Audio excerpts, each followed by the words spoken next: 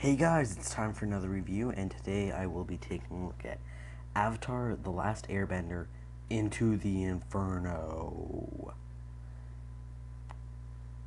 Yeah. Okay, and no, I did not buy this game. It was given to me as a gift. Obviously, they just went to Walmart, grabbed something from the bargain bin, and I got this. But to be totally honest, this game is not terrible.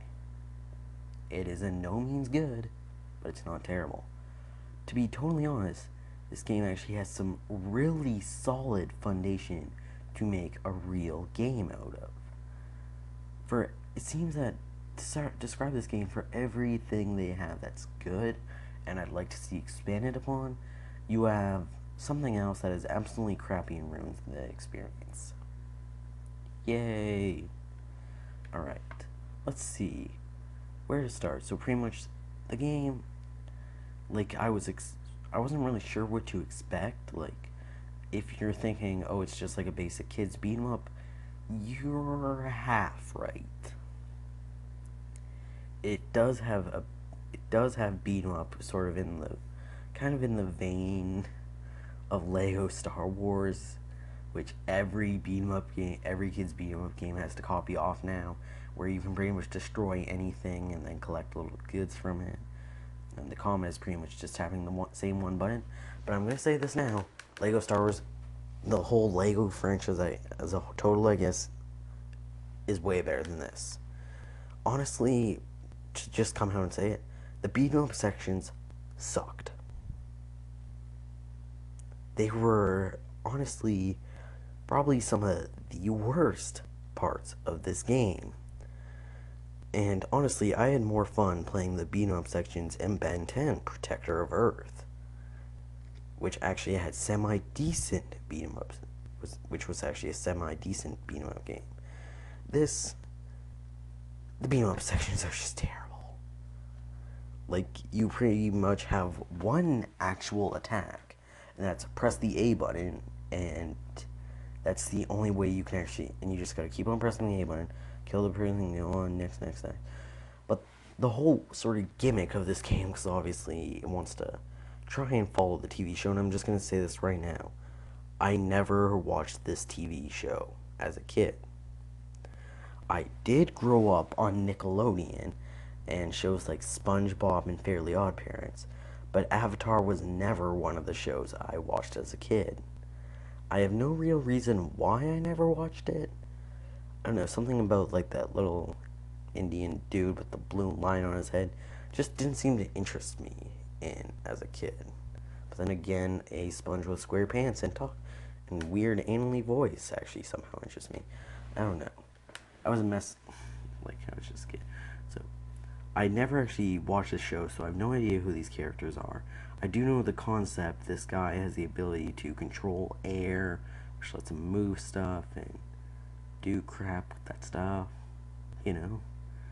And I gotta say, they, in some ways, they portrayed that really well in the game. Other ways, it just sucked.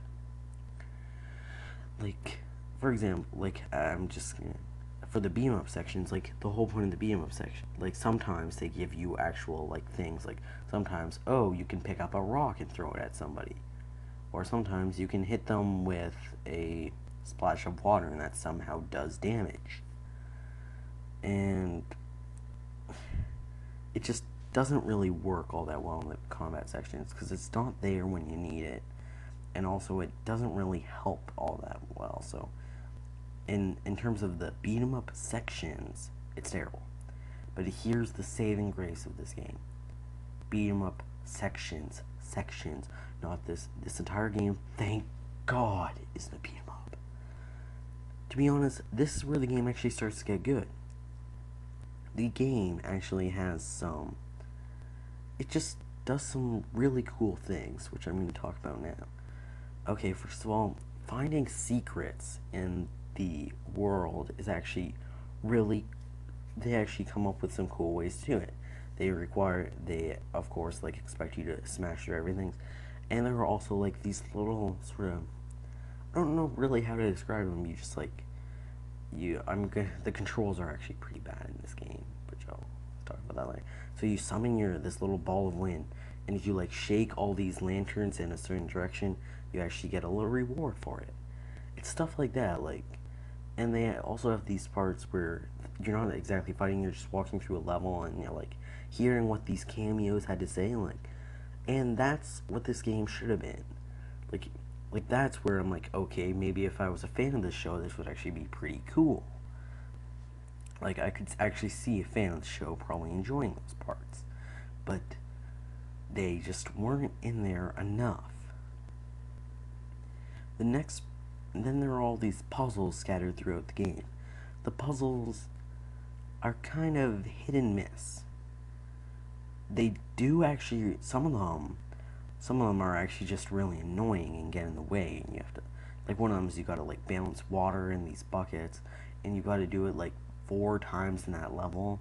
It's like, yes, I solved the puzzle once. Yes, I'm pretty sure I can solve it another 3 times. But sometimes, like some of them, the more simpler puzzles seem to come out better. Which one of them was simply trying to move this block onto a platform so that way you could climb up to a higher place. It was actually pretty cool what they had you do. Only problem was it took me a while to actually figure out what to do, and I'm not sure whether a kid would have figured that out. I actually solved it by accident, but I'm not actually going to say how to do it, because if you guys were listening to this on YouTube, it's like, oh, you're such an idiot, that was so stupid. But if you're playing the game, you probably never would have thought of doing that. So it's just like it has things that work and don't work. And one of the things that works unbelievably well, this is the sort of thing licensed games should have. Pretty much, you have this sort of mini game thing where you go up in this sort of glider thing and you just fly around the world.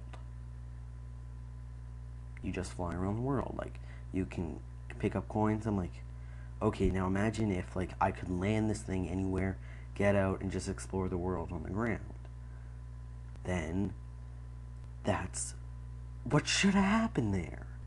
Like, again, that's worth a really good fun to me.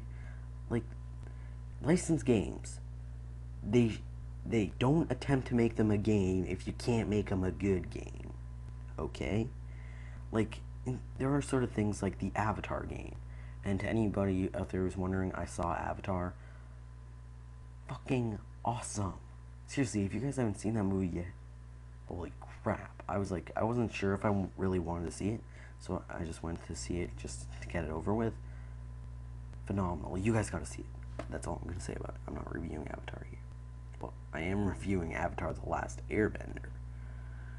It's just license. That's what it should be. It should be about exploring the world and experiencing experiencing the character. And in some ways they do, and in some ways they don't. It's very hit and miss. The game is short as hell. Pretty pathetic. You do have like galleries and stuff, like all the basic stuff you'd expect. The show's voice acting is there, but again, I'm not actually sure if everyone's voice acted.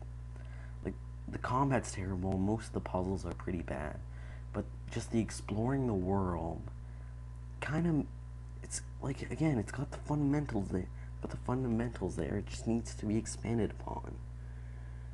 Like, the boss fights are pretty pathetic, actually. All the boss fights are figure out how to fight them, then they're insanely easy. First boss, I was like getting raped, and I'm like, oh, I've just got to do that. Well, now I don't know what to do, that's freaking easy.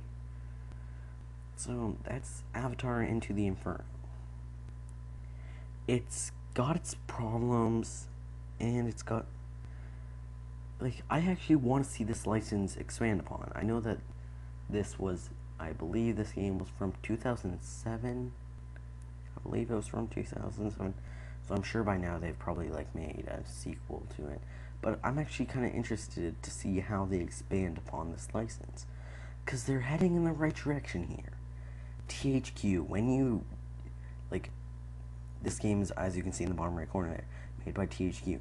THQ, when they do their stuff right, they do really good jobs.